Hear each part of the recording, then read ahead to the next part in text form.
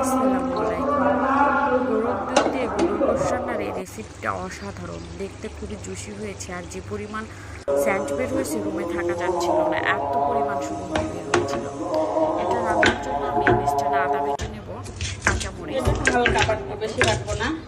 রসুন, পেঁয়াজ সব একসাথে বেটে নেব। পেঁয়াজ কাঁচামরিচটা একটু হালকা হালকা বেটে নেব। আর আদাটা একটু বেশি পেস্ট করব, বেশি পেস্ট না করলে তো এটাতে একটু অন্যরকম শক্ত হয়ে থাকলে ভালো লাগবে না। এই যে দেখতে পাচ্ছি কীভাবে বেটে নিয়েছি। বেটে এখন আমি 3 পোয়ার পরিমাণে গরুর গোশত নিয়েছি, 1 কেজির কম আছে।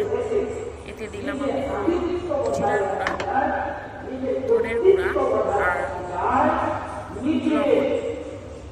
লবণ দিয়ে সমস্ত মশলা বাসায় যেগুলো থাকে, এলাচ, দারুচিনি, তেজপাতা, লবঙ্গ, এগুলো দিয়ে এখন আমি যে দুধটা দিয়ে দেবো।